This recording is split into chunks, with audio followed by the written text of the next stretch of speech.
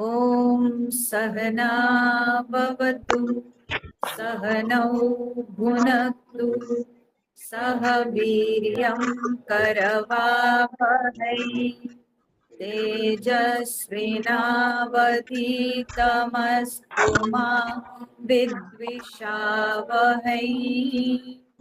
ॐ शान्ति शान्ति शान्तिः। गुरुर्ब्रह्मा गुरुर्विष्णु गुरुर्देवो महेश्वरः गुरुरेव परं ब्रह्म तस्मै श्री गुरवे नमः। तस्मै श्री गुरवे नमः। वसुदेवसुतं देवं कंसचाणूरमर्दनम् देवकी परमानन्दं कृष्णं वन्दे जगद्गुरुं। कृष्णं वन्दे जगद्गुरुम्।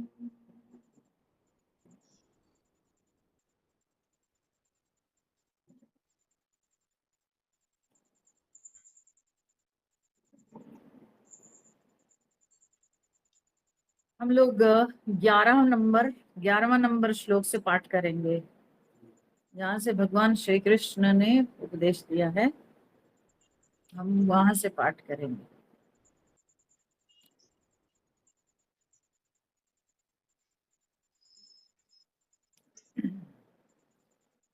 ओम श्री परमात्मने नमः। अथ द्वितीयोऽध्यायः।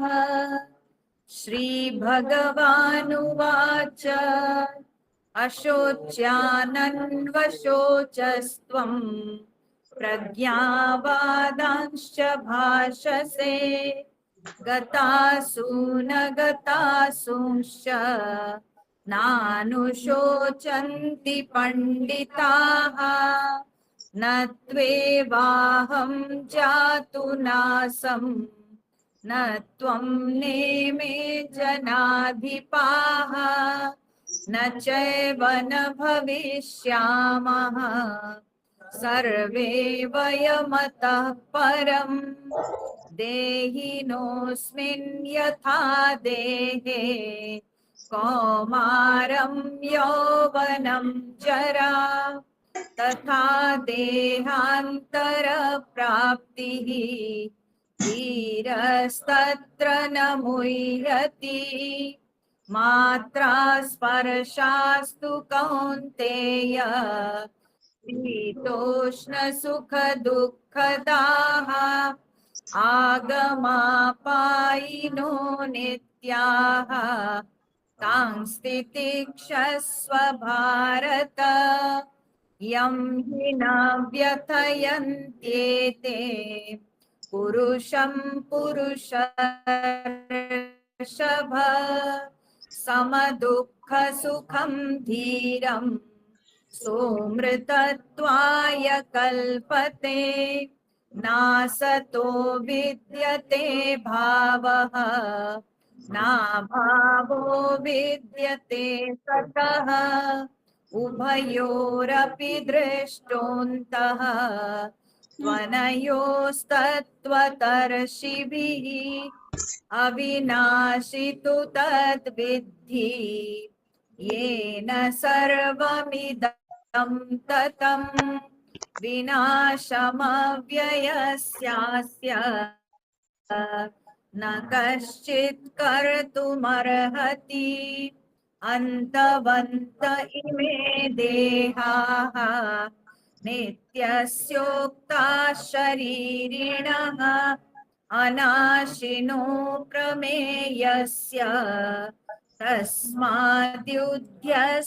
भारत य एनं वेत्ति हन्तारम् यश्चैनं मन्यते हतम् उभौ तौ न विजानीतः नायं हन्ति न हन्यते न जायते म्रियते वा कदाचित् नायं भूत्वा भविता वा न भूयः अजो नित्यः शाश्वतोऽयं पुराणः न हन्यते हन्यमाने शरीरे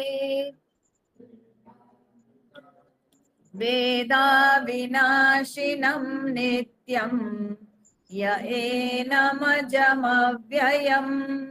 कथं स पुरुषः पार्थ कङ्घातयति हन्तिकम् वासांसि जीर्णानि यथा विहाय नवानि गृह्णाति नरोपराणि तथा शरीराणि विहाय जीर्णानि अन्यानि संयाति नवानि देहि नैनं छिन्दन्ति शस्त्राणि नैनं दहति पावकः न चैनं क्लेदयन्त्यापः न शोषयति मारुतः अच्छेद्योऽयमदाह्योऽयम् अक्लेद्यो शोष्य एव च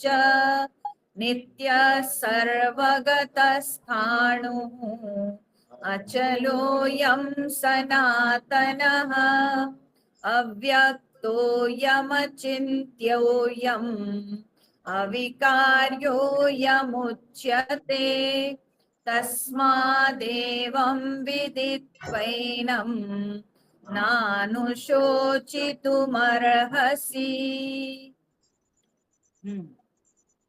तो भगवान श्री कृष्ण अर्जुन को कहते हैं कि अर्जुन, आत्मा जो है वो पंच महाभूत के वश में नहीं है। पंच महाभूत यद्यपि इस शरीर के कारण है, लेकिन उन पंच महाभूतों के भी कारण आत्मा है। तो कारण के भी कारण है आत्मा। तो आत्मा क्योंकि सर्व कारण है, कारण के भी कारण है, इसलिए उस आत्मा के सब कोई कार्य मात्र ही है। तो कार्य होने के चलते ये पंच महाभूत क्योंकि कार्य मात्र ही है, तो इसलिए ये कभी अपने कारण को नाश नहीं कर सकते हैं। ठीक है, अपने कारण को नाश नहीं कर सकते हैं। तो इसीलिए भगवान ने कहा कि नैनम छिन्दन्ति शस्त्राणि, कोई शस्त्र कभी आत्मा को छेदन नहीं कर सकता है, नहीं काट सकता है। तो शस्त्र के द्वारा भगवान पृथ्वी तत्व को सूचित किया है। ठीक है, तो पृथ्वी तत्व से आत्मा कभी नष्ट नहीं होता है। नैनम छिन्दन्ति शस्त्राणि न एनम दहति पावकः, और अग्नि उसको जला नहीं सकती है। और न च एनम क्लेदयन्ति आपः, आप यानी जल, जल भी उसको जो है सड़ा नहीं सकती, गला नहीं सकती है। और न शोषयति मारुतः, मारुत यानी पवन, तो पवन उसको सुखा नहीं सकती है। इस प्रकार से कोई भी तत्व उसको नष्ट नहीं कर सकता है। कोई भी महाभूत आत्म तत्व को नष्ट नहीं कर सकता है। स्वतंत्र रूप से नहीं, सम्मिलित होकर के समष्टि रूप से भी उसको नष्ट नहीं कर सकता। ठीक है, तो ना तो पंच महाभूत अलग अलग स्वतंत्र रूप से आत्म तत्व का कुछ कर सकते हैं, ना पंच महाभूत सम्मिलित होकर जो शरीर बना है, यह शरीर के द्वारा भी आत्मा कभी नष्ट नहीं होता है। तो इस तरह से भगवान यहाँ पर आत्मा को अमर कहते हैं। आत्मा किसी भी तत्व से नष्ट होने वाली चीज नहीं है, यह बात इस श्लोक के द्वारा भगवान सूचित करते हैं। ये श्लोक बड़ा प्रसिद्ध श्लोक है, जिसको जब भारत स्वतंत्र नहीं हुआ था तो हमारे भारत के ये जो स्वतंत्रता सेनानी सब थे, जिन्होंने उस समय अंग्रेजों के हाथों अपने प्राण दे दिए भारत की स्वतंत्रता के लिए, वे हंस हंस के यही श्लोक के को गाते हुए वे लोग अपने प्राण न्योछावर कर दिए देश के लिए।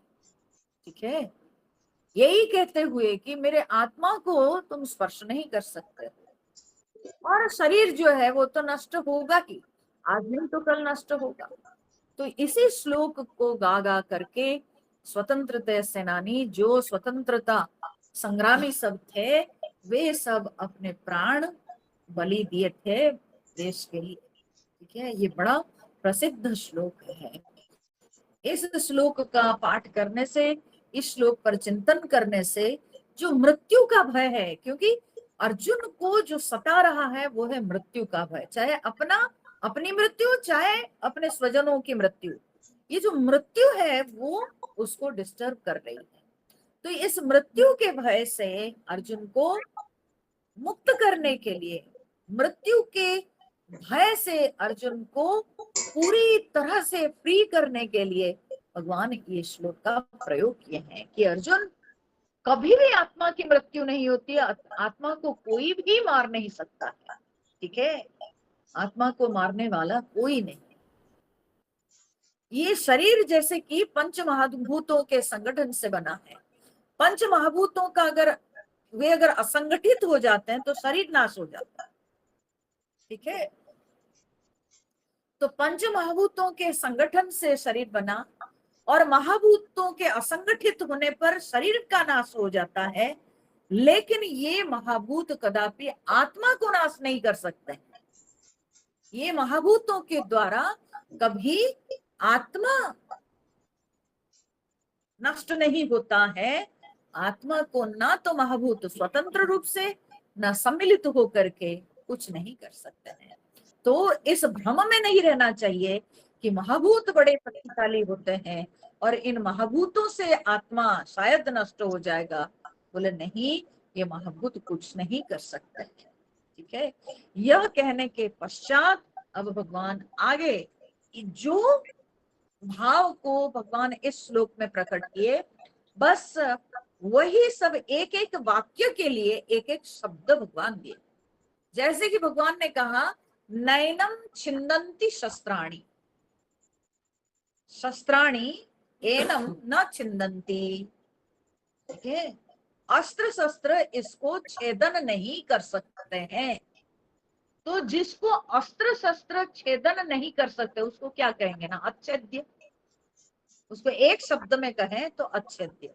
यूं कहिए, ये जो दो श्लोक है ना, ये दो श्लोक संस्कृत व्याकरण में क्या कहा जाता है, समास। ठीक है ना, ये जो दो श्लोक हैं, ऐसा है कि वाक्य को विस्तार करके भगवान पूर्व श्लोक में बताते हैं, और बाद वाले 24 नंबर श्लोक में भगवान उसको जो है संकुचित करके एक शब्द से, एक पद से उसका जो है अर्थ करते हैं। तो जिसको शस्त्र छेदन नहीं कर सकते हैं तो उसको अच्छेद्य कहते हैं। ठीक है, तो अच्छेद्य अयम, यह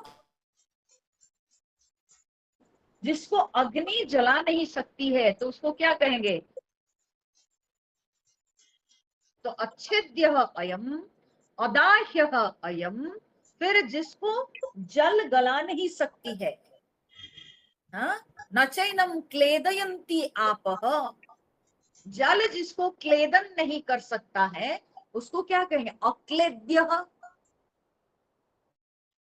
ठीक है, उसको कहेंगे अक्लेद्य। तो भगवान कहते हैं अक्लेद्य, तो अच्छेद्य अयम, अदाह्य अयम, अक्लेद्य अयम माने यह। ठीक है, यह अच्छेद्य है, यह अदाह्य है, और यह अक्लेद्य है। फिर न शोषयति मारुतः, हवा जिसको सुखा नहीं सकती है तो उसको क्या कहेंगे, अशोष्य। ठीक है, शुष्क होने योग्य नहीं तो अशोष्य।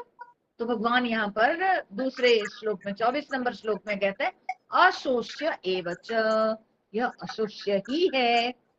फिर भगवान कुछ और भी शब्द, कुछ और पॉइंटर्स आत्मा के लिए प्रयोग किए हैं। ठीक है, तो कहते हैं कि वो आत्मा नित्य है, सर्वगत है, स्थाणु है, अचल है, अयम सनातन, वो सनातन है। नित्य, नित्य माने, ठीक है, जो हमेशा है वो नित्य है, नित्य कहलाता है। ठीक है, हर समय में है, हर अवस्था में है, तो वो नित्य है। सर्वगतः, सर्वगत माने सर्वव्यापी, जो सब तक पहुंचा है। सर्वगतः, जो सबके अंदर प्रवेश किया है, जो सर्वत्र व्याप्त है, तो उसको कहते हैं सर्वगतः या सर्वव्यापी। तो नित्य, सर्वगतः, स्थाणु, स्थाणु अर्थात जो स्थिर है, स्थाणु मतलब जो स्थिर है, अचल माने जो चलता नहीं। ठीक है, जो चलता नहीं। बोले लेकिन चलता हुआ सा लगता है जो, उपनिषद कहती है तदेजति तन्नेजति। ठीक है, तद्दूरम तद्वदंतिकम तद्वंतिकम, बोलते तदेजति तत् न एजति, वो चलता है वो नहीं चलता है। तो इसका मतलब क्या है? वो चलता है वो नहीं चलता है। तद्दूरम तद्वंतिकम, वो दूर भी है वो पास भी है। बोले ये क्या विचित्र बात आप बोल रहे हो? बोले हाँ, वो चलता है किसको लगता है? बोले अज्ञानी को लगता है। जो अज्ञानी व्यक्ति शरीर के साथ आसक्त है, जो व्यक्ति आत्मज्ञान को प्राप्त नहीं किया है, जो केवल देह के साथ आसक्त है, देह से जिसकी ममता है, तो ये देह के चलने पर, ये देह की गति को देखकर वो कहता है कि मैं चलता हूं, लेकिन मैं तो शरीर नहीं हूं। हाँ, शरीर तो अलग चीज है, तो मैं कैसे चलता हूं? ये तो मेरा शरीर चलता है, मैं तो नहीं चलता हूं। ठीक है, जैसे कि एक मटकी को अगर हम एक जगह से दूसरी जगह ले जाते हैं, एक खाली जो घड़ा है उसको हम एक जगह से दूसरी जगह ले जाएंगे, तो एक जो घड़ा को हम एक जगह से दूसरी जगह लेंगे, तो क्या उससे आकाश चलता है? क्या यहां से वहां आकाश जाता है? क्या नहीं जाता है, क्योंकि आकाश तो सर्वत्र है। तो आकाश का मूवमेंट नहीं होता है, मूवमेंट होता है घड़ा का, लेकिन भ्रम होता है जैसे कि आकाश, घड़ा के अंदर के आकाश का भी मूवमेंट होता है। तो क्योंकि उपाधि बुद्धि होने के कारण हमारी बुद्धि उपाधि, घड़ा रूपी उपाधि में हमारी बुद्धि आसक्त है, तो इसीलिए हमको यह भ्रम होता है जैसे कि घड़ा के अंदर के आकाश गति करता है। असलियत में आकाश कहीं गति नहीं करता है, गति तो केवल मात्र घड़ा ही करता है, लेकिन लगता है जैसे कि आकाश भी गतिशील है। और ये किसको लगता है? बोले अज्ञानी व्यक्ति को, अविवेकी व्यक्ति को, जो आकाश तत्व को समझा नहीं, जो आकाश के स्वरूप को जानता नहीं, उस व्यक्ति को लगता है जैसे कि आकाश चलता है, पर आकाश नहीं चलता है। ठीक उसी प्रकार से यह शरीर असलियत में चलता है, आत्मा तो स्थिर है, आत्मा नहीं चलता है। और चलने के लिए चाहिए क्या? कोई चीज की मूवमेंट कैसे होता है? किसी भी वस्तु के मूवमेंट तभी होता है जब वह वस्तु एक समय में एक स्थान में है लेकिन दूसरे स्थान में नहीं। तो दूसरे स्थान खाली जब उसको मिलता है जहां पर वो नहीं, तब उसको एक स्थान से दूसरे स्थान में गति होती है। ठीक है, लेकिन आत्मा तो सर्वत्र है, तो जब आत्मा सर्वत्र है तो उसकी गति कैसे हो सकती है? तो उसकी गति नहीं है, वो स्थिर है, वो अचल है। ठीक है, वो चलायमान नहीं है, वो अचल है। पर मूर्ख व्यक्ति को यह लगता है कि जैसे कि आत्मा चलता है। आत्मा चलता नहीं है, चलता है शरीर है, चलता है शरीर, आत्मा नहीं चलता है, लेकिन लगता है जैसे कि मैं चल रहा हूं, मैं जा रहा हूं। बोले तुम नहीं जा रहे हो, तुम्हारा शरीर जा रहा है। तो अचल अयम सनातन, और यह सनातन है। सनातन माने जो हमेशा एक भाव में विद्यमान है, एक रस में, एक भाव में, जो सर्वदा विद्यमान है, तो उसको जो शाश्वत है, चिरंतन है, उसको सनातन कहते हैं। अब इन शब्दों को जब हम सुनते हैं, हम सुनते हैं कि आत्मा नित्य है, तो बोले आप कहते हो कि आत्मा नित्य है। तो जो नैयायिक लोग हैं, ठीक है, अलग अलग वाद सब देते हैं ना, ये सब जब एक एक विषयों पर चर्चा होती है, एक एक विषयों पर जब चिंतन करते हैं, तो उसमें विभिन्न प्रकार के जो है ना मतवाद होता है। तो नैयायिक, वैशेषिक, ये सब जो है विभिन्न प्रकार के मतवाद करने वाले लोग होते हैं। शास्त्रीय जो चर्चा होती है उसमें अलग अलग गोष्ठी, अलग अलग संप्रदाय को मानने वाले।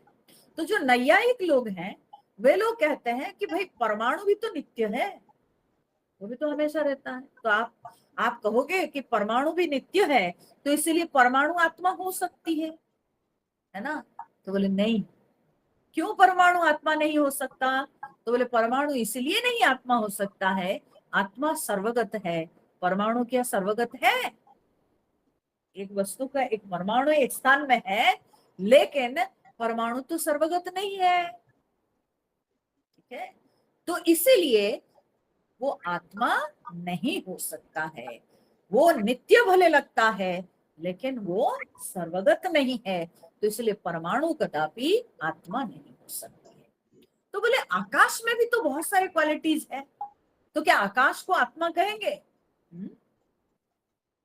क्या आकाश को हम आत्मा कहेंगे? आकाश भी तो नित्य है, आकाश सर्वगत है, आकाश स्थाणु है, आकाश अचल है। तो क्या आकाश को हम आत्मा कहेंगे? बोले नहीं, क्योंकि आकाश सनातन नहीं है।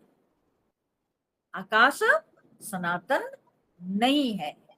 जो स्थान में वस्तु आ जाती है, वहां तो आकाश नहीं रहता ना, और है ना? आकाश क्या है? कुछ नहीं, शून्य। जहां कुछ नहीं, शून्य। तो जब वस्तु आ जाती है, जब कोई तत्व से, कोई द्रव्य से जब भर जाता है, तो आकाश कहाँ? खत्म, तो भर गया, पूर्ण हो गया, है ना? तो इसलिए आकाश चिरंतन नहीं है, ठीक है? तो आकाश को हम नहीं कह सकते हैं कि वो आत्मा है। तो आत्मा में ये सारे लक्षण पाए जाते हैं, और समस्त लक्षण एक साथ पाए जाते हैं। तो इसीलिए यहाँ पर भगवान कहते हैं कि अर्जुन, आत्मा न काल में उसका नाश होता है, इसलिए वो सनातन कहलाता है। ना देश में आत्मा जो है कभी भी जो है वो देश में चलता नहीं, तो इसलिए उसको स्थाणु कहते हैं, वो स्थिर है, ठीक है? वो काल में चलता नहीं, इसलिए वो सनातन है, ठीक है? देश में चलता नहीं तो अचल है, स्थिर है। काल में चलता नहीं तो शाश्वत है, सनातन है, ठीक है? तो देश, काल और वस्तु की उपाधि नहीं, ठीक है?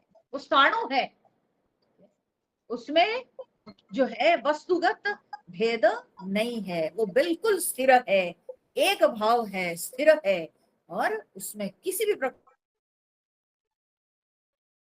तो इसलिए आत्म तत्व का कोई भी प्रकार से नाश नहीं होता है। वो चिरंतन है, वो समय से पार है, कालातीत है, देश से पार है, वस्तु से पार है, किसी भी प्रकार के उसकी सीमा नहीं, कोई भी प्रकार का उसका बंधन नहीं। तो इसलिए आत्मा अविनाशी है, आत्मा अमर है। अब यह कहने के बाद भगवान कुछ और भी शब्द आत्मा के लिए प्रयोग करते हैं। नेक्स्ट श्लोक में, 25वां नंबर श्लोक में भगवान कहते हैं, अव्यक्तः अयम अचिन्त्यः अयम अविकार्यः अयम उच्यते। बोले अव्यक्त अयम, हे अर्जुन यह अव्यक्त है। क्योंकि प्रश्न उठता है कि आप अगर कहते हो कि आत्मा नित्य है और सर्वगत है, हाँ, आत्मा सर्वत्र है, सबके अंदर है, तो फिर वो दिखता क्यों नहीं? तो बोले वो अव्यक्त है, वो इंद्रियों से ग्राह्य नहीं है, वो इंद्रियों के द्वारा कभी भी नहीं ग्रहण किया जा सकता है। ना तो इंद्रियां उसको व्यक्त कर सकती है, ना उसको मन भी व्यक्त कर सकता है। तो वो इंद्रिय मन के द्वारा वो कदापि इंद्रिय मन के विषय नहीं हो सकता है, इंद्रिय मन के द्वारा कभी नहीं जाना जा सकता है। तो वो अव्यक्त है। ठीक है, उसका किसी भी प्रकार के रूप होता तो आंख दिखती, उसका कोई साउंड होता तो कान सुनता, कोई गंध होता नाक सूंघ सकता था, लेकिन ऐसे कोई भी लक्षण नहीं है, तो इसीलिए वो अव्यक्त है। फिर अचिंत्य अयम, वो अचिंत्य है। ठीक है, अचिंत्य है यानी मन का विषय भी वो नहीं है। ठीक है, ना तो मन का विषय है ना बुद्धि का विषय है। ठीक है, ना तो वो बुद्धि का विषय ना मन का विषय है। मन तो संकल्प विकल्प करता रहता है, मन तो बड़ा द्वंद्वात्मक है, तो मन का विषय तो हो ही नहीं सकता है। फिर बुद्धि का भी विषय नहीं है, क्योंकि बुद्धि का काम क्या है? बुद्धि का काम है कि हमारे जितने संदेह है, विभिन्न प्रकार की युक्तियों के द्वारा, शास्त्रीय युक्तियों के द्वारा हमारे संदेह मोचन बुद्धि करती है। लेकिन जब हमारी शंका दूर हो जाती है, संदेह मोचन हो जाता है, और शास्त्रीय युक्तियों के द्वारा जब बौद्धिक रूप से वो आत्म तत्व सिद्ध हो जाता है, तो तब उसका जब अनुभव होता है, वो कदापि बुद्धि के द्वारा अनुभव नहीं होता। वो बुद्धि का भी विषय नहीं कि बुद्धि उसको देख लेती है, बोले नहीं। बुद्धि जो है शास्त्रीय युक्ति के द्वारा, ठीक है, वो निश्चय करती है शास्त्रीय युक्तियों के द्वारा कि हाँ कोई ऐसा है। ठीक है, वो है कि हमको पहुंचा देती है, लेकिन बुद्धि के द्वारा कभी आत्मा अनुभव नहीं होता। तो वो अचिंत्य है। ठीक है, वो चिंतन करने योग्य नहीं, मन के द्वारा नहीं या बुद्धि के द्वारा।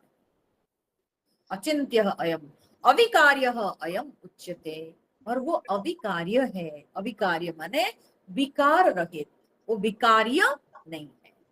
ठीक है, देखिए हमारे शास्त्र में दो शब्द आते हैं, एक होते हैं आत्मा विकार्य भी नहीं, आत्मा संस्कार्य भी नहीं। ठीक है, विकार्य भी नहीं और संस्कार्य भी नहीं। ठीक है, तो विकार्य क्या है, संस्कार्य क्या है?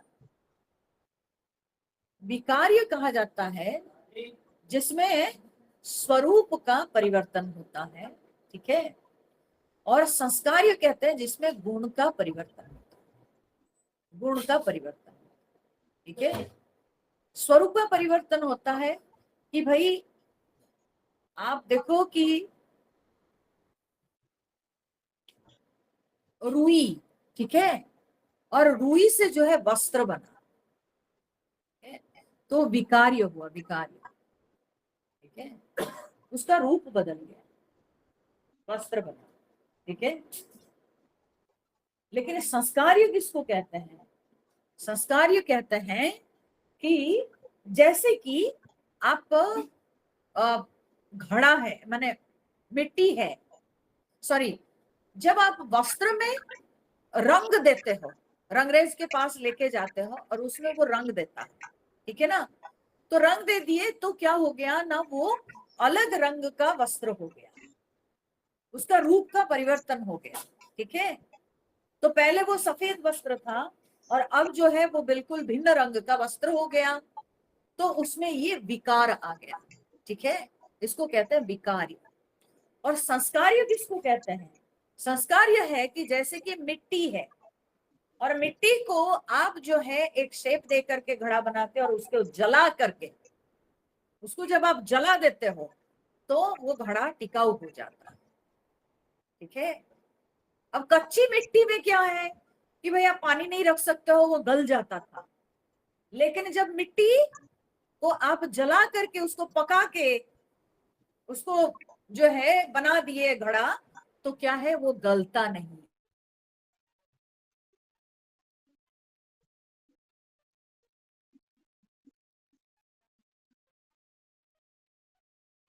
परिवर्तन होता है तो उसको विकार्य कहते हैं, एक विकार हुआ। ठीक है। लेकिन जब गुण का परिवर्तन होता है तो उसको कहते हैं संस्कार। इसलिए उपनयन संस्कार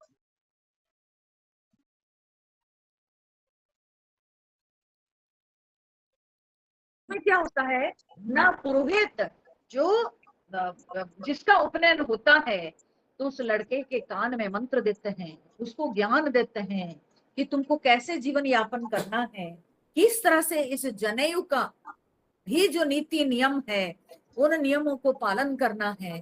तो ये सारी बातों को उसको सिखाते हैं पुरोहित, और बता करके उसके अंदर परिवर्तन लाते हैं। अब उसके ऊपर एक जिम्मेदारी आ जाती है।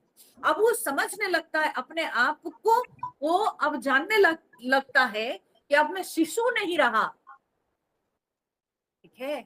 अब मैं शिशु नहीं रहा, अब मेरे ऊपर कुछ दायित्व आ गए, ये काम हमको करना होगा, मुझे देव कार्य करना होगा, नित्य प्रतिदिन देव कार्य करना है, गायत्री करना है। ठीक है। पिता माता को प्रणाम करना है। ये सारी बातें उसको जो है कर्ण मंत्र के द्वारा पुरोहित जो है उसको सिखाते हैं। ये सारे कर्मों को तुमको नित्य प्रतिदिन करना है, तो उसके ऊपर जिम्मेवारी आ जाती है। तो इसलिए ये उसका संस्कार हुआ। तो जब गुणों में परिवर्तन दिखता है तब उसको संस्कार्य कहते हैं। बोले आत्मा ना तो विकार्य ना संस्कार्य। ठीक है। आत्मा का जब कोई गुण ही नहीं है तो गुण का परिवर्तन क्या होगा, वो तो निर्गुण है। ठीक है। वो तो निर्गुण है। तो जो निर्गुण है तो उसका गुण का क्या परिवर्तन होगा। ठीक है। और उसका कोई विकार नहीं हो सकता है, क्योंकि उसका कोई आकार ही नहीं है, तो विकार कैसे होगा। हाँ? तो विकार होने के लिए कोई आकार चाहिए, तो बोले कोई आकार ही नहीं तो उसका विकार क्या होगा। तो इसलिए आत्मा अविकारी है। तो अविकार्य अयम उच्यते, आत्मा को अविकार्य यहाँ पर भगवान कहते हैं। तस्मात, क्यों इतनी सारी बातें अर्जुन को समझा रहे हैं।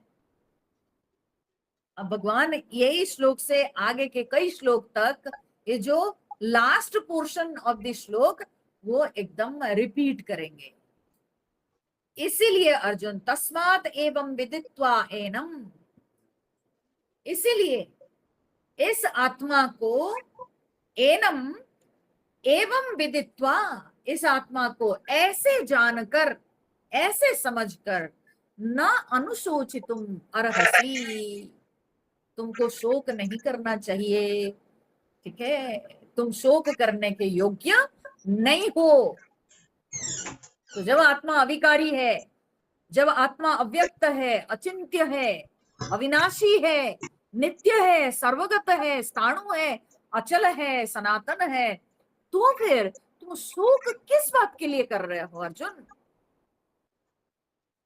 हाँ, किस बात के लिए शोक करते हो।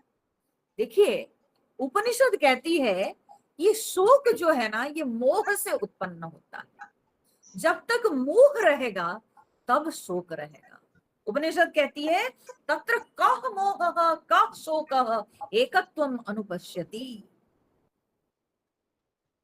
उस व्यक्ति को कहाँ मोह कहाँ शोक, जिसको ज्ञान हो गया, जिस व्यक्ति को आत्मा का ज्ञान हो जाता है तो उसका मोह दूर हो जाता है। ठीक है। ये मोह क्या है, ये मोह जो हम संसार के साथ चिपके हुए हैं, संसार को पकड़ के रखे हैं, उसी से शोक होता है। क्योंकि जगत तो अनित्य है, और ये अनित्य जगत को हम पकड़ रखने की कोशिश करते हैं जब, तो जगत तो ठहरने वाली चीज है नहीं, ये तो नित्य परिवर्तनशील है जगत। तो जब जगत में परिवर्तन होता है तब हम दुखी होते हैं, तब हमको शोक होता है। ठीक है, तो मोह से शोक की उत्पत्ति होती है। भगवान कहते हैं कि अर्जुन, ऐसे जानकर, ये जो ज्ञान है, इस ज्ञान के द्वारा व्यक्ति का मोह दूर होता है। ठीक है, जो भ्रम ज्ञान था वो भ्रम ज्ञान दूर होता है, तब व्यक्ति समझने लगता है कि आत्मा नित्य है, जगत अनित्य है, नित्य आत्मा है। हम जगत को नित्य मान बैठे थे कि सब मेरे अपने हैं, ये मेरी चीजें हैं, तो ये नष्ट नहीं होंगी, ये सब के सब टिकाऊ हैं, सब रहेंगे। बोले नहीं, ऐसा नहीं होता। वो यक्ष प्रश्न आप लोगों को तो याद होगा ना, महाभारत की वो जो कथा है, वो युधिष्ठिर का जो यक्ष के साथ सामना है ना। अब यक्ष ने पूछा किम आश्चर्यम, आश्चर्य क्या है? तो युधिष्ठिर ने उत्तर दिए, बोले कि जगत में लोगों की मृत्यु होती है और नित्य प्रतिदिन हम देख रहे हैं हमारे इर्द गिर्द बहुत लोगों की मृत्यु हो रही है, लेकिन फिर भी हम इस बात को स्वीकार नहीं करते हैं कि हमारे अपने भी इस तरह से गुजरेंगे, हम भी इस तरह से चले जाएंगे। ये बात को हम स्वीकार नहीं करते हैं। इससे बड़ा आश्चर्य और क्या हो सकता है? मेरे इर्द गिर्द सब लोग मरते चले जा रहे हैं, लेकिन मैं अपने आप को उस तरह से नहीं देखता हूं। मैं नहीं सोच रहा हूं कि मेरा शरीर भी एक दिन गलेगा, एक दिन गिरेगा। इससे बड़ा आश्चर्य और क्या हो सकता है? तो इसी को मोह कहते हैं। ये जो भ्रम धारणा है, जो मेरे हैं वे सब नित्य, ठीक है, जो चीजें मेरे पास है वो सब टिकाऊ, जो लोग मेरे हैं वे हमेशा रहेंगे। बोले कैसे रहेंगे? ठीक है, अरे शुभ शुभ बोलो।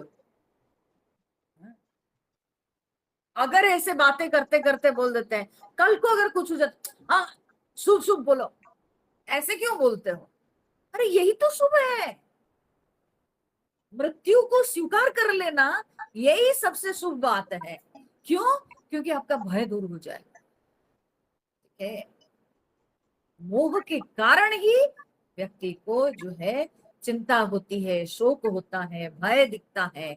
लेकिन मोह दूर हो जाएगा तो शोक कहाँ? ठीक है, तो इसलिए भगवान यहाँ पर कहते हैं अर्जुन, एनम एवं विदित्वा, ऐसे जानकर इस आत्मा को जब ज्ञान हो जाता है तो मोह दूर हो जाता है। और मोह दूर हो जाता है तो न अनुशोचित तुम मरसी, तब शोक करने के योग्य तुम नहीं हो। तुम शोक नहीं कर सकते हो। जब मोह नहीं रहा तो शोक कहाँ? तत्र कह मोह कह शोक, मोह कहाँ ना शोक का। मोह का फल है शोक, मोह नहीं तो शोक नहीं। ठीक है, तो भगवान कहते हैं इसलिए अर्जुन तुम शोक नहीं कर सकते हो। हाँ, अगर तुम्हारे अंदर आत्मदृष्टि आ जाए तो फिर ये शोक उसी क्षण दूर हो जाएगा। ठीक है, यह कहने के बाद अब भगवान बड़ा इंटरेस्टिंग, माने अपना एकदम ये चेंज कर लेते हैं भगवान। हाँ, मैंने स्टाइल चेंज कर लिए। तो क्या कहते हैं, पहले श्लोक हम लोग पढ़ते हैं। अथ चैनम नित्य जातम नित्यं वा मन्यसे मृतम् तथापि त्वं महाबाहो नैवं शोचितुमर्हसि। अथ चैनं नित्यजातं नित्यं वा मन्यसे मृतम् तथापि त्वं महाबाहो नैवं शोचितुमर्हसि।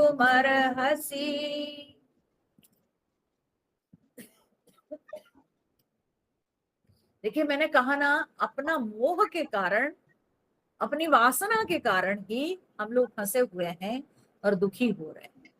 ठीक है।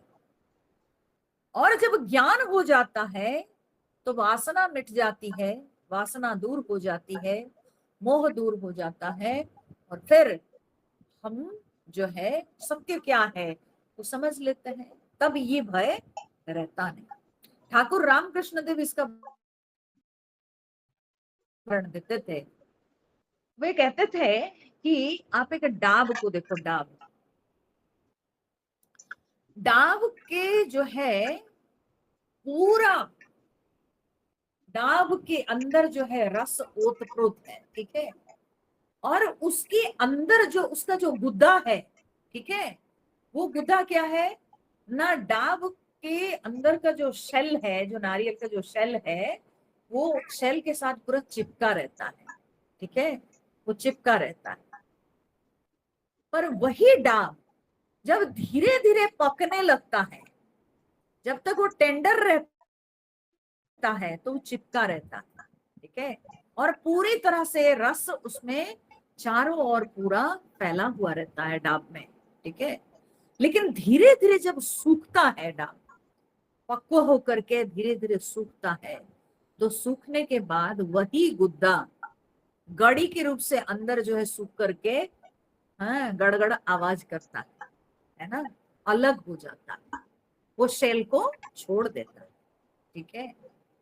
ठीक वैसे ही मनुष्य के साथ क्या होता है कि वो संसार रस जब तक वो उसमें जड़ित है, संसार की वासना से जड़ित है, संसार रस से जब तक वो जड़ित है, तब तक क्या है ना, वो चिपका हुआ है। जैसे कि डाब के अंदर का गुद्दा डाब के शेल में चिपका हुआ रहता है। लेकिन जैसे वो डाब पक्व होके सूखता है तो वो गुद्दा जो है अलग हो जाता है सूख करके।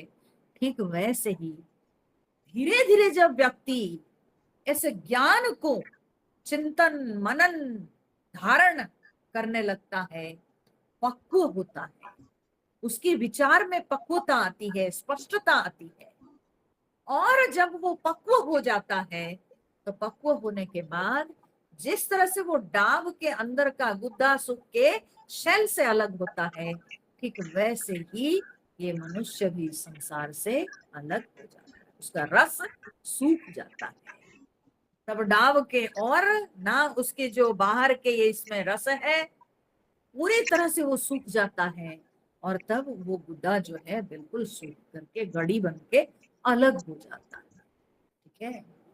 वैसे ही मनुष्य भी जब ज्ञान के कारण उसके अंदर पक्वता आ जाती है, तो तब वो संसार से वैसे ही अलग हो जाता है। जब तक पक्वता नहीं आती है तब तक ये संसार का मोह बना हुआ है, संसार रस के साथ वो जुड़ा हुआ है, और इस कारण से वो भयभीत होता रहता है, चिंतित होता रहता है, शोकग्रस्त होता रहता है। ठीक है। अब भगवान श्री कृष्ण जो है समझाते समझाते अर्जुन को, देखे कि अर्जुन फिर भी नहीं पकड़ पा रहा है, तो भगवान थोड़ा अपना स्टाइल चेंज कर दिया। बोले वो स्टाइल चेंज क्या होता है? बोले वाद विवाद में एक अनूठी प्रक्रिया है। वो प्रक्रिया क्या है? वो प्रक्रिया है ना, कभी कभी वादी प्रतिवादी की युक्ति को ग्रहण कर लेता है, स्वीकार कर लेता है। ठीक है। वादी प्रतिवादी के प्रतिवादी की युक्ति को स्वीकार करके फिर अपने युक्ति के द्वारा उसको काटता है। बोला ठीक है, तुम्हारी बात को हम मान लेते हैं, ठीक है, तुम्हारी बात को मानते हैं, चलो तुम जो बोलते हो उसके साथ चलते हैं। अब देखो कैसे तुम जो बोले हो वो कैसे जो है नलिफाइड होता है, तो वो अपनी युक्ति के द्वारा उसको काटता है। ठीक है। तो देखिए अब अर्जुन की तरफ होके भगवान कैसे कहते, इसको कहते हैं अभ्युपगमवाद। अभ्युपगम माने स्वीकरण, आप स्वीकार कर रहे हो, प्रतिवादी की बात को स्वीकार कर रहे हो, और स्वीकार करके फिर उसकी युक्ति को काटना। ठीक है, तो भगवान वैसे ही यहाँ पर स्टाइल ले रहे हैं। तो क्या कहते हैं, अथच एनम नित्य जातम नित्यम वा मन्यसे मृतम। अब अगर तुम कहोगे, हाँ, इस आत्मा को अगर तुम मानोगे, तुम कहोगे कि नित्य जातम और नित्यम व मन्यसे मृतम, और तुम अगर मानोगे कि ये नित्य मृतम, नित्य जातम, हाँ, व मन्यसे नित्यम मृतम, तुम अगर मानोगे कि ये नित्य जात है या नित्य मृत है, ये हमेशा जन्म लेता है या हमेशा मरता है, ये अगर तुम मानोगे, तथापि तुम महाबाहो न एवं शोचितुम अर्हसि। तुम्हारे हिसाब से अगर हम चलेंगे, ठीक है, कि वो नित्य जन्म लेने वाला और नित्य मरने वाला है ना। हम कब कहते हैं ये बात, शरीर को जब हम मान लेते हैं कि यही मैं, ठीक है, तो शरीर का क्या होता है, जन्म लेता है फिर मरता है, ठीक है ना। तो नित्य जातम नित्य मृतम, ये जन्म लेता है ये मरता है, ऐसे सब जगह देखने को मिलता है। तो भगवान बोले कि अगर तुम मान लेते हो, अगर तुम कहते हो कि यह जो है आत्मा नित्य जात है नित्य मृत है, तथापि तब भी त्वम महाबाहो न एवं शोचितुम अर्हसि, तब भी तुम शोक करने योग्य नहीं हो। क्यों नहीं हो, क्योंकि तुम्हारी बात के साथ चलते हैं ना। तुम्हें जब कहते हो नित्य जातम नित्य मृतम, तो फिर ठीक है, तो फिर ठीक है। ये संसार में जो उत्पन्न हुआ है उसका नाश होता है, जो जन्म लिया है उसकी मृत्यु होती है। और तुम अगर कह रहे हो कि ये नित्य जन्म लेने वाला नित्य मृत्यु मृत होने वाला, तो फिर चिंता काय की चिंता, क्यों चिंता कर रहे हो, फिर क्यों शोक कर रहे हो। अगर यही सत्य है तो फिर चिंता क्यों, बोलिए, है ना। अर्जुन की युक्ति को लेके भगवान अर्जुन पे ही जो है प्रहार किया, ठीक है, कि तुम्हारे हिसाब से अगर हम मानेंगे तो भी, तो चिंता क्यों, फिर जो बात है उसको तो मानना पड़ेगा। जो बात अवश्यंभावी है, जो बात हमको सर्वत्र दिखाई पड़ती है, तो फिर उसके लिए शोक क्या, फिर क्यों शोक करना है, तो फिर शोक छोड़ो ना। तो अर्जुन की बात को भगवान स्वीकार करके वो अर्जुन के ऊपर ही प्रयोग किए, अर्जुन के ऊपर ही प्रहार दिए। बोले तुम्हारे ही हिसाब से अर्जुन, तो शोक नहीं करना चाहिए, भाई ये होना ही है तो होगा ही, तो छोड़ो। जब सब मरने ही वाले हैं तो मरेंगे ही, सब अपना अपना काम कर रहे हैं, तुम कहीं के लिए चिंता कर रहे हो, तुम भी अपना काम करके मरो, मरना ही है ना। तो कहीं के लिए चिंता करना है, चिंता किसी भी प्रकार से नहीं तुम कर सकते, किसी भी प्रकार से तुम शोक करने के लिए योग्य नहीं हो। शोक करना तुम्हारे लिए शोभनीय नहीं है, ठीक है। अब कहते हैं कि क्यों नहीं शोक करना चाहिए, क्यों नहीं शोक करना चाहिए, उसकी भगवान यही भाव को और थोड़े आगे विस्तार करके बताते हैं नेक्स्ट श्लोक में, जो अगेन बड़ा प्रसिद्ध श्लोक है, ठीक है, बहुत ही प्रसिद्ध श्लोक है। जातस्य हि ध्रुवो मृत्युः ध्रुवं जन्म मृतस्य च तस्मादपरिहार्येथे न त्वं शोचितुमर्हसि। जातस्य हि ध्रुवो मृत्युः ध्रुवं जन्म मृतस्य च तस्मादपरिहार्येथे न त्वं शोचितुमर्हसि। भगवान कहते हैं कि जातस्य ही ध्रुवो मृत्यु। हे अर्जुन, जातस्य माने जो जन्म लिया है उसका, ठीक है, जो जन्म लिया है उसको जात कहते हैं। बोले जो जन्म लिया है उसका या उसकी ध्रुवम ध्रुव मृत्यु, उसकी मृत्यु सत्य है, ध्रुव है। ध्रुव माने अकाट्य, इसको नहीं बदल सकते हैं, ठीक है, इसको बदला नहीं जा सकता। तो जातस्य ही ध्रुव मृत्यु, जो जन्म हुआ है उसकी मृत्यु सुनिश्चित है। और फिर ध्रुवम जन्म मृतस्य च, ठीक है, ध्रुवम जन्म, फिर जन्म भी सत्य है, किसका? न मृतस्य, जो मर गया उसका। बोले जो जन्म लिया है उसकी मृत्यु सुनिश्चित, और जो मर गया मृत उसका जन्म भी सुनिश्चित है।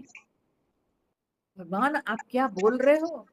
सोच समझ के बोल रहे हो ना? है? आपका दिमाग ठीक है ना भगवान? जो जन्म लिया है उसकी मृत्यु, ये तो ठीक है, ये तो दिखता है, ठीक है ना। लेकिन जो मर गया है मृत का जन्म भी ध्रुव है। ध्रुव शब्द दोनों के लिए भगवान प्रयोग किया है, ये भी बात भगवान ने कहा, कहीं जो है ना चेंज नहीं किए हैं भाव,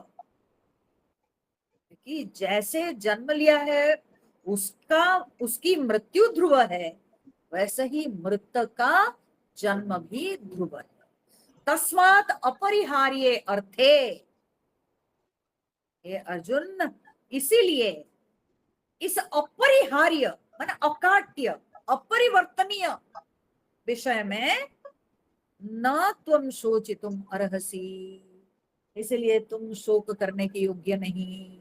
अब भगवान सब में कहेंगे ना शोचितुम अर्हसि, न तुम शोचितुम अर्हसि, तुम शोक करने के योग्य नहीं हो। तो क्यों नहीं हो? अब देखो भगवान ने कहा जातस्य ही ध्रुवम, जो जन्म लिया है उसकी मृत्यु सुनिश्चित है, वो ध्रुव है, ठीक है। जो जन्म लिया है, जो पैदा हुआ है, वो नष्ट होगा, वो दिखता है, वो दृष्ट है, ठीक है, ये तो दृष्ट है, ये तो हमारे नित्य अनुभव है, और इससे हम भाग नहीं सकते हैं। भागने की कोशिश अगर करेंगे तो चिंता बढ़ेगी, याद रखिए, इस बात को अगर हम स्वीकार नहीं करेंगे तो चिंता बढ़ेगी, भय कभी दूर नहीं होगा, और उससे कभी मृत्यु टल भी नहीं जाएगी, ठीक है। खरगोश जो होता है ना, खरगोश के पीछे जब शिकारी कुत्ता पड़ जाता है, ठीक है, तो खरगोश दौड़ता है, दौड़ते दौड़ते दौड़ते दौड़ते जब थक जाता है, लेकिन पीछे मुड़ के देखता है कि फिर शिकारी कुत्ता हाँ उसका उसके पीछे पड़ा है, तो खरगोश क्या करता है, थक गया है और दौड़ नहीं पाता है, तो वो क्या करता है, मुंह को धूल में पूरा लपेटा के दो पैरों के बीच में अपने मुंह को जो है घुसा देता है, छुपा देता है। तो क्या दोनों पैरों के बीच में अपने मुंह को छुपा देने से क्या उसकी मौत दूर हो जाएगी? शिकारी कुत्ता उसको छोड़ देगा क्या? नहीं ना छोड़ेगा। हाँ? तो फिर जब मुंह ऊपर उठाएगा तो उसको शिकारी कुत्ता उसके पास जो है बड़ी बड़ी आंख से देखता हुआ नजर आएगा, है ना। ठीक उसी प्रकार से अगर हम मृत्यु से मुंह छुपाए भागेंगे तो हम कभी भी मृत्यु के भय से मुक्त नहीं हो सकते हैं। हमको तो इस मृत्यु को सामना करना पड़ेगा, डर के मुंह छुपाने से नहीं होगा, ये अवश्यंभावी है। जातस्य ही ध्रुवो मृत्यु, जो जन्म लिया है उसकी मृत्यु सुनिश्चित है, कोई भी इससे भाग नहीं सकता, ठीक है। अच्छा इसी में है, भलाई इसी में है कि उस मृत्यु को आप देखो, वो आपको देखने से पहले आप उसको जो है आंख फाड़ करके देखो उसकी तरफ। आओ तुम मेरा क्या करोगे, मैं मरता नहीं हूं और तुम क्या कर लोगे। ऐसी जब ताकत के साथ हम मृत्यु की तरफ देखते हैं, तब मृत्यु हमको कभी भी बांध नहीं सकती है, तब मृत्यु का भय हमको कभी पीड़ित नहीं करेगा, ठीक है, नहीं पीड़ा पहुंचा सकता। तो इसलिए मृत्यु का सामना करने की शक्ति, क्षमता हमको प्राप्त करनी होगी। और वो कैसे प्राप्त होती है, जब हम ऐसे शास्त्र के ऊपर चिंतन करते हैं, शास्त्र वाक्य के ऊपर मनन करते हैं, तभी हम मृत्यु के भय से ऊपर उठ जाते हैं।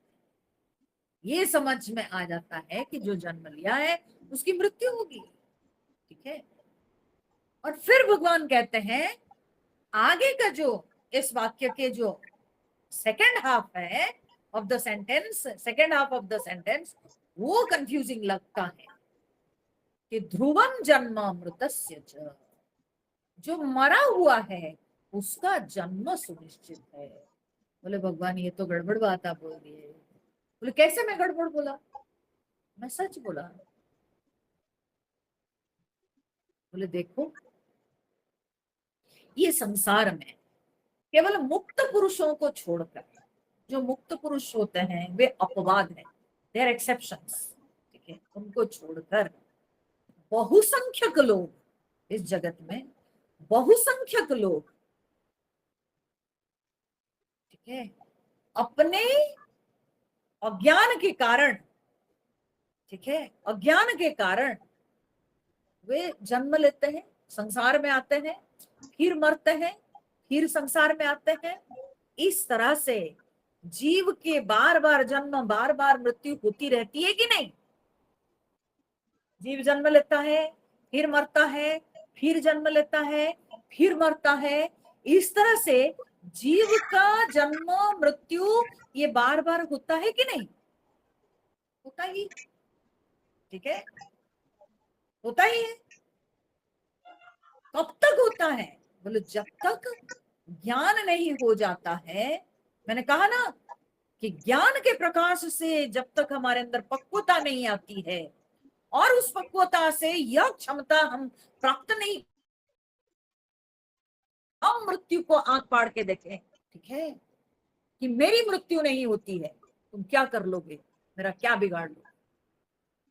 ये क्षमता जब तक हम प्राप्त नहीं करते हैं तब तक हमारी मृत्यु होती है और तब तक हमारा जन्म भी होता है, ठीक है, तब तक हमारा जन्म भी होता है। तो जीव की मृत्यु जन्म तो होता ही रहता है। इसलिए आदिगुरु शंकराचार्य ने कहा पुनरपि जननम पुनरपि मरणम पुनरपि जननी जठरे शयनम, बार बार जन्म लेना, बार बार मृत्यु, बार बार जन्म, बार बार मृत्यु, ये तो चलता है, अनवरत चल रहा है। पता नहीं कितने जन्मों से यह प्रक्रिया चलती आ रही है और तब तक चलती रहेगी जब तक ज्ञान नहीं हो जाता है। आत्मज्ञान जब तक नहीं हो जाता है तब तक ये चलता रहेगा। तो जो मरा वो फिर जन्म लेगा, ठीक है, तो मरा तो जन्म लेगा तब तक जब तक अज्ञान है, ठीक है। अच्छा इस बात को थोड़ा सा और गहराई से सोचिए। मान लो एक बीज, ठीक है ना, एक बीज, तो बीज भूमि पे जब पड़ता है और उसके बाद कुछ दिन के बाद वो भूमि से जल ले करके, ठीक है, धीरे धीरे वो फूलता है, फूल करके वो फटता है, ठीक है, और फट करके उससे वृक्ष निकलता है। तो वो बीज फट करके नष्ट हो जाता है जब वो वृक्ष हो जाता है। तो वृक्ष होने के बाद वो बीज तो नष्ट हो गया है ना, ये बात सत्य है कि वह बीज नष्ट हो गया वृक्ष बनकर, ठीक है, रूपांतरित हो गया, वो एक दूसरे रूप प्राप्त कर लिया, बीज से वृक्ष हो गया, और उसके बाद वो बीज नष्ट हो गया, ठीक है, वो बीज नष्ट हो गया, लेकिन वो बीज नाश तो हुआ, लेकिन रूपांतरित हो करके वो जो है क्या कहते हैं, वो यह बात को रख के चला गया कि उस वृक्ष से अनेक बीज पैदा हो जाते हैं। तो वो एक बीज रूपांतरित हुआ, लेकिन वो अनेक बीज देके चला गया, ठीक है, वो अनेक बीजों को देके चला गया।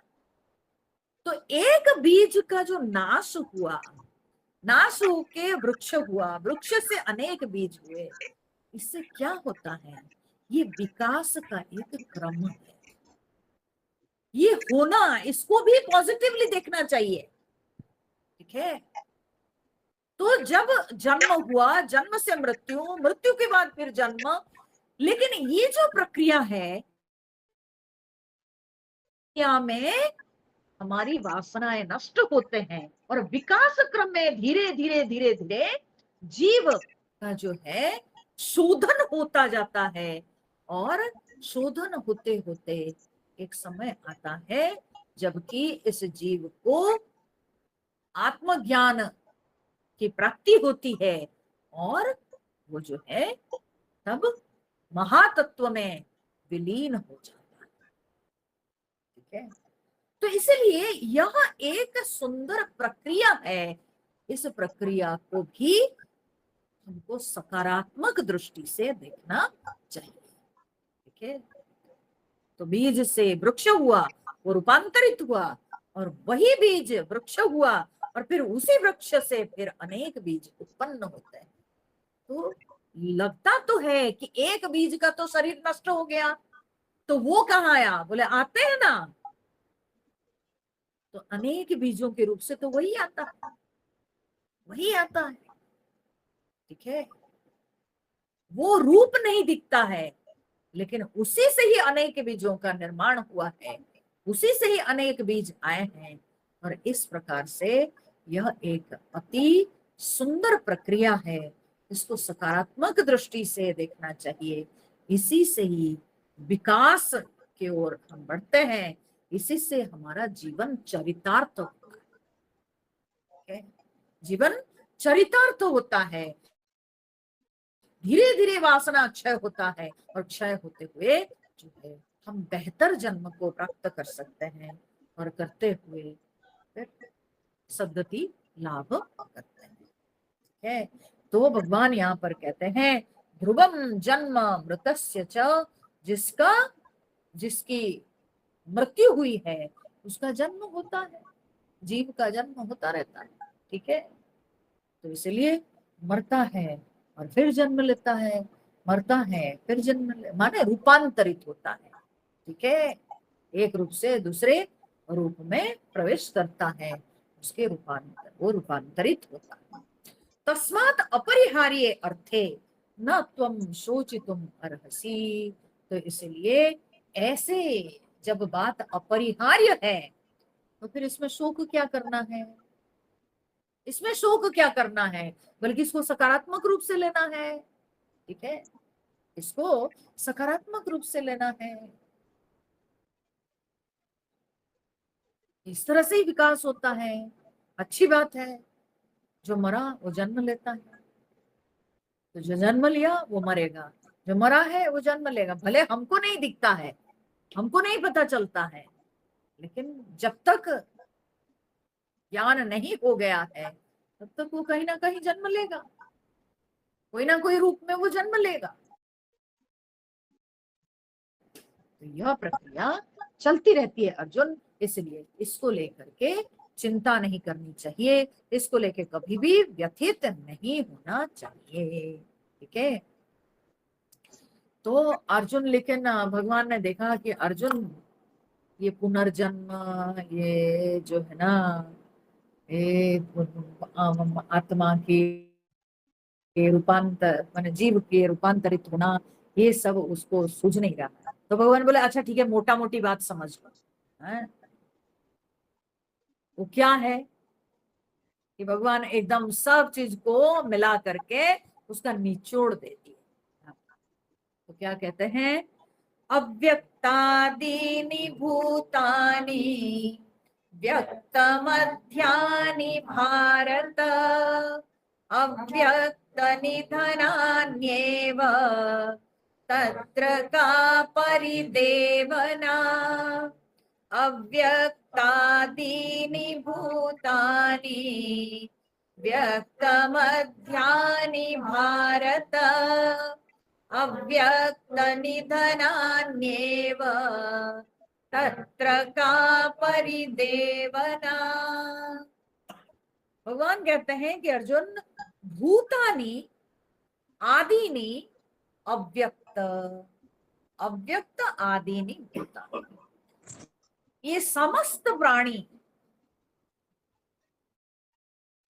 माने शुरू में, आरंभ में, ठीक है, सब अव्यक्त रहते हैं।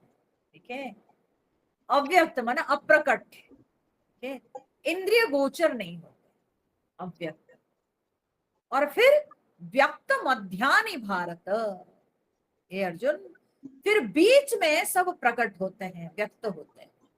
ठीक है, और पुनः अव्यक्त निधनानि एव, फिर ये अव्यक्त हो जाता। तो पहले अव्यक्त थे और बीच में व्यक्त हुए और फिर बाद में अंत में वे पुनः अव्यक्त हो जाते हैं।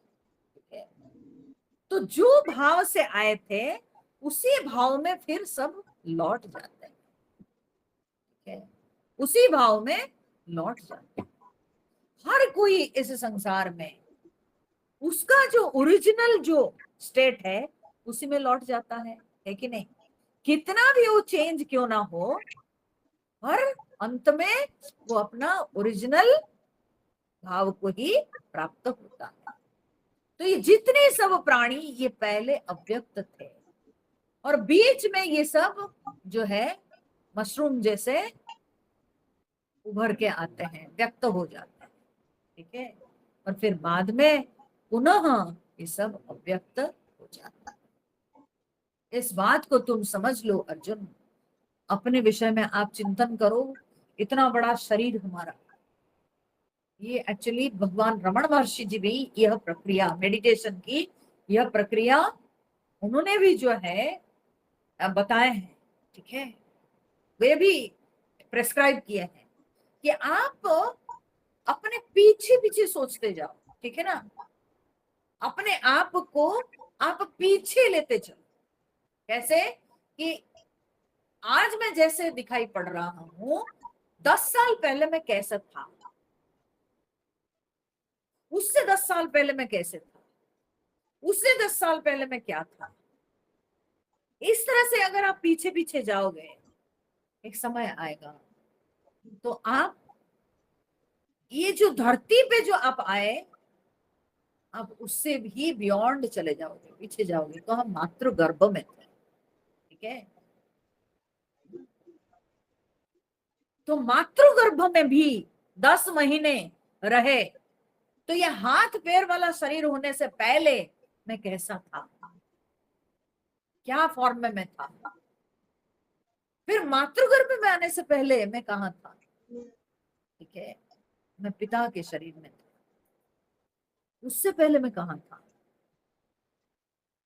बोले उससे पहले मैं अन्न में, फल में था। तो अव्यक्त हो गया ना, तो व्यक्त से अव्यक्त। ठीक है, तो मैं अव्यक्त था, मेरा कोई रूप नहीं था, मैं प्रकट नहीं था। और जब हम इस तरह से अपने आप को पीछे लेते चलेंगे, पीछे लेते चलेंगे, पीछे लेते चलेंगे, तो धीरे धीरे धीरे धीरे मन शांत होता जाता है। ठीक है, मन एकदम शांत होता जाता है। सारे जो ये आकार, ये देह भाव, ये धीरे धीरे धीरे धीरे जो है गलने लगता है, देह भाव गल जाता है। अव्यक्त, हम अव्यक्त हैं और अव्यक्त से फिर हम व्यक्त होते हैं। अप्रकट थे उससे प्रकट होते हैं फिर। और फिर उसके बाद पुनः हम अव्यक्त हो जाते हैं। फिर मृत्यु के बाद ये शरीर जब नहीं रहता है तो फिर क्या होते हैं ना, पुनः अव्यक्त हो जाते हैं। ठीक है, सो हम अव्यक्त भाव से आए थे और फिर हम अव्यक्त नहीं लौट जाते।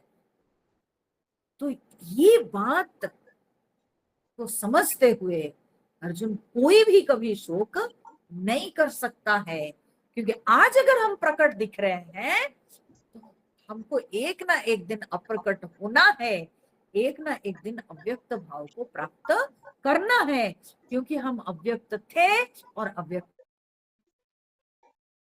वाले हैं, हम अव्यक्त होंगे ही। ठीक है,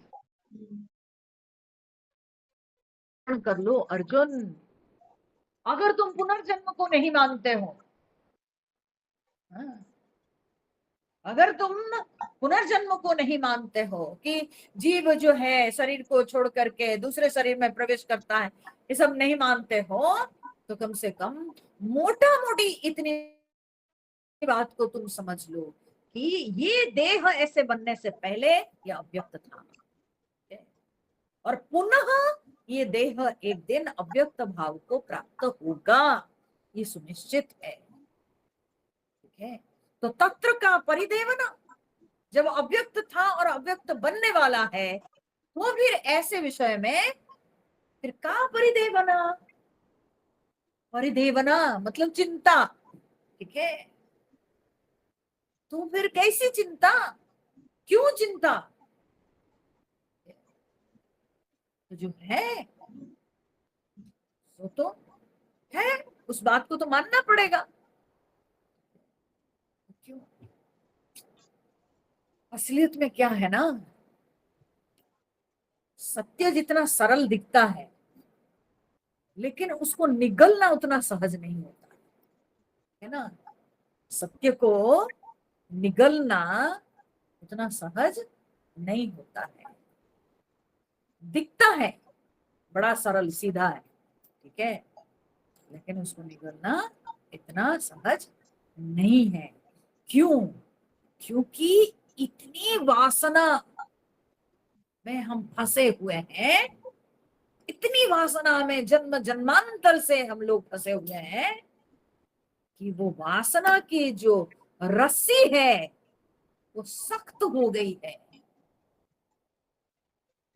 और वो रस्सी को काट के हाँ, इस ज्ञान में प्रतिष्ठित होना ये बहुत कठिन।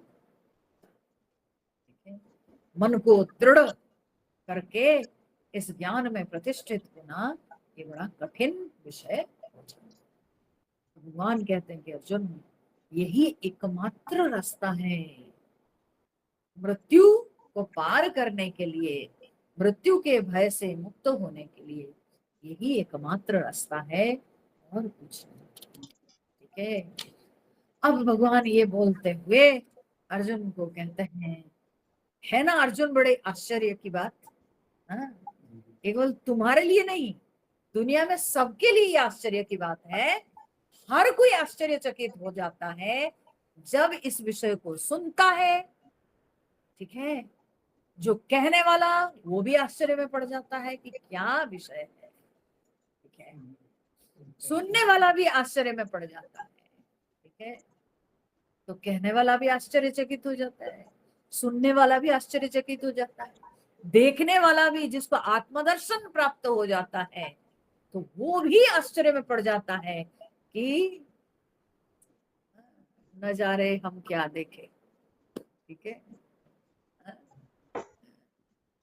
पता नहीं न जाने हम क्या देखे, हम क्या चीज देख रहे हैं, क्या चीज हमारे सामने है, हम कौन सी वस्तु को देख रहे हैं, विलक्षण है ये चीज। ठीक है, तो बहुत आश्चर्य की बात है तो आश्चर्य की बात, इसमें कोई दो मत नहीं है। तो भगवान उसी को यहाँ 29 नंबर श्लोक में कहते हैं, आश्चर्यवत् पश्यति कश्चिदेनम् आश्चर्यवत् वदति तथैव चान्यः आश्चर्यवच्चैनमन्यः शृणोति श्रुत्वाप्येनं वेद न चैव कश्चित् आश्चर्यवत् पश्यति कश्चिदेनम् आश्चर्यवत् वदति तथैव चान्यः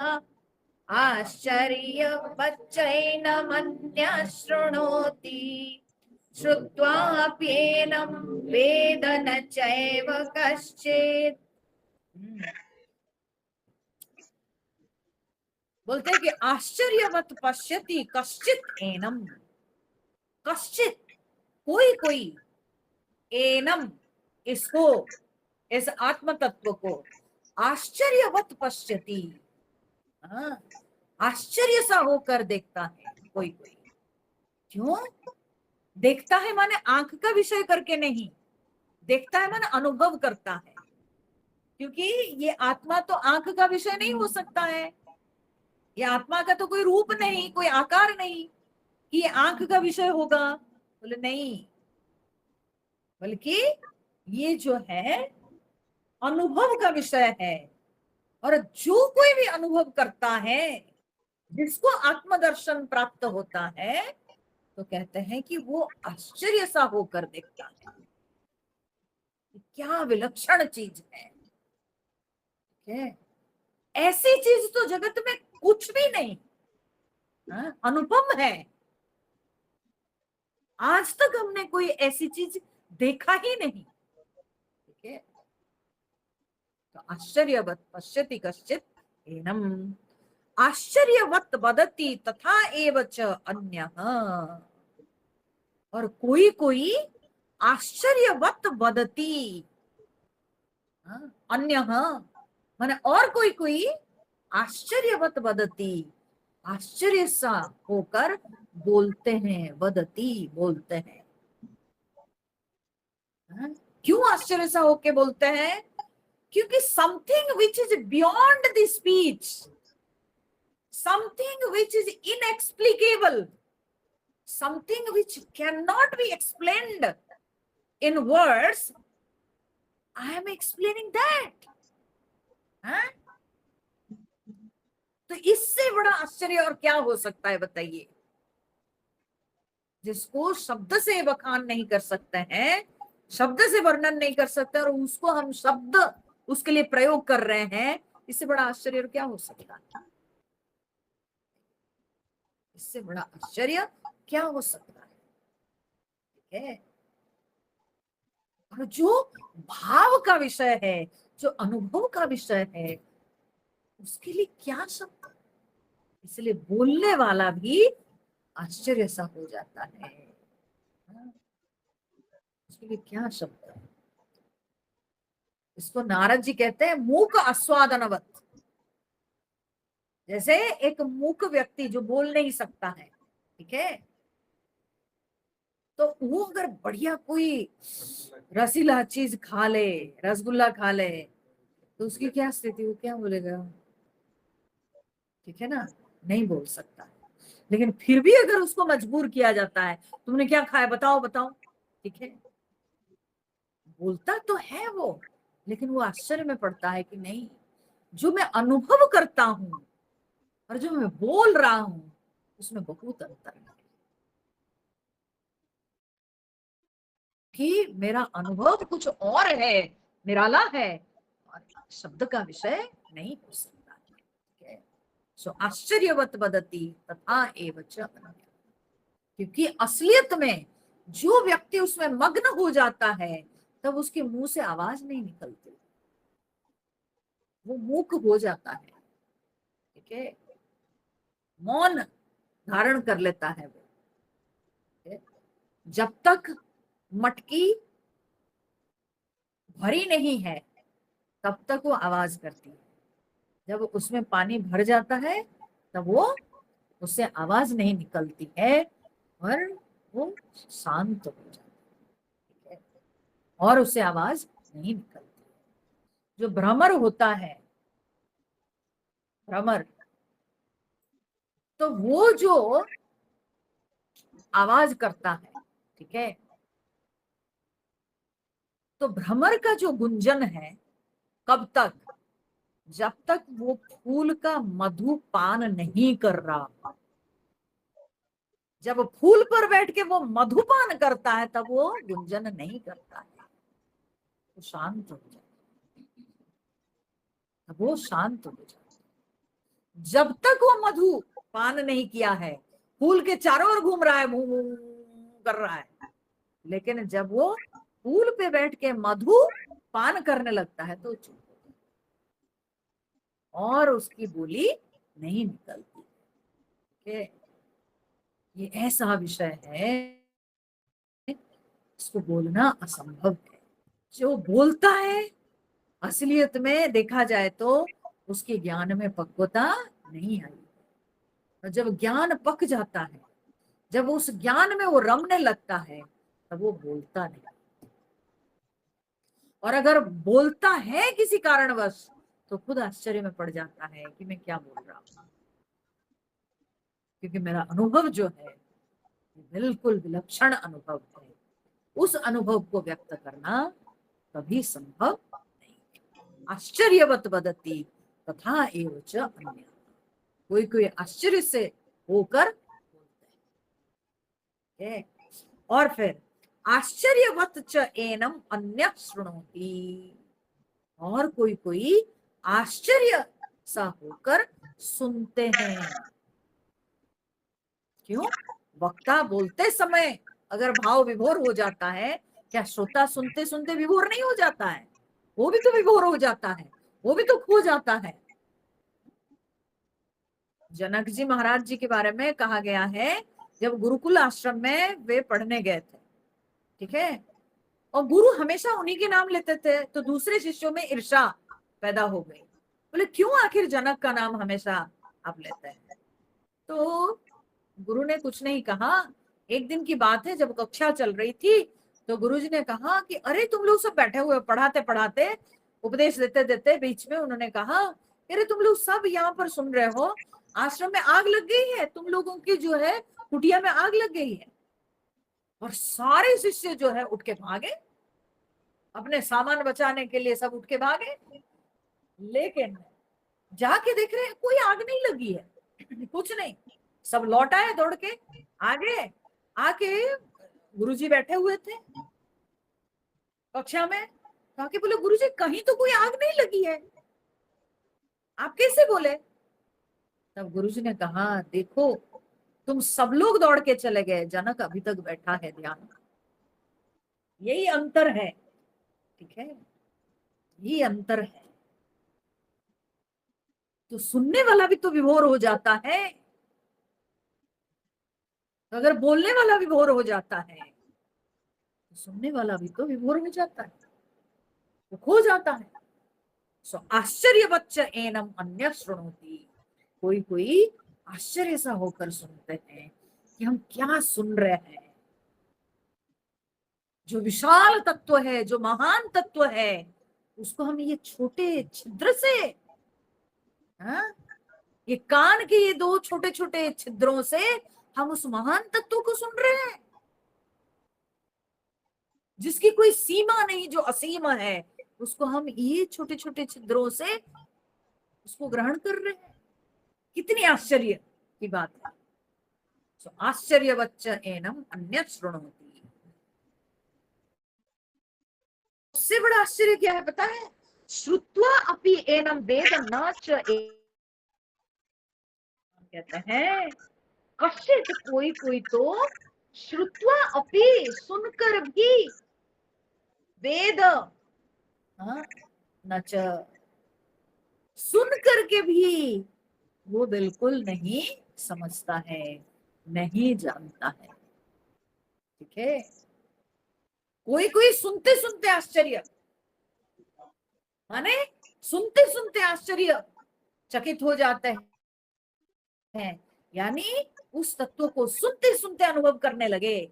परीक्षित जी सुनते सुनते अनुभव किए, ठीक है, जनक महाराज सुनते सुनते अनुभव किए। तो जो सुनते सुनते अनुभव कर लिए तो उनको शरीर पुलकित हो जाता है, ध्यान में मग्न हो जाते हैं, तो सुधबुध हो बैठता है, सुनते सुनते भाव समाधि लग जाती।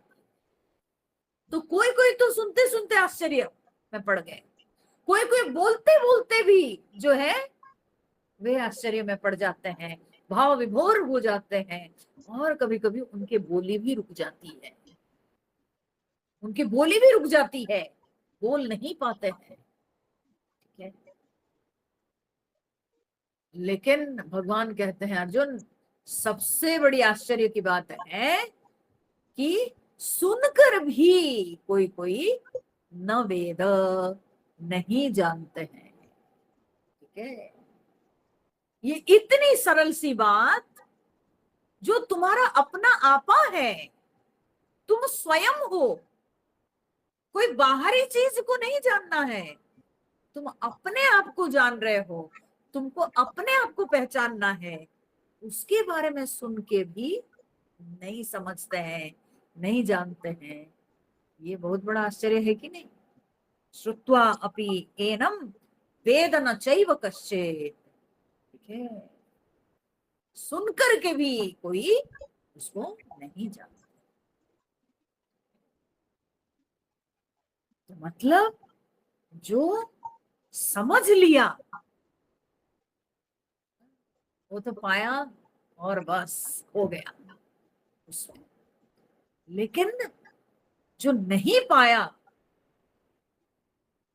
तो वो क्या है, वो कुछ नहीं जाना, सुना, इस छिद्र में घुस के उस छिद्र से निकल गया, शब्द मात्र होकर के केवल एक छिद्र से घुसा, दूसरे छिद्र से निकल गया, तो कुछ नहीं जाना, कुछ नहीं समझा।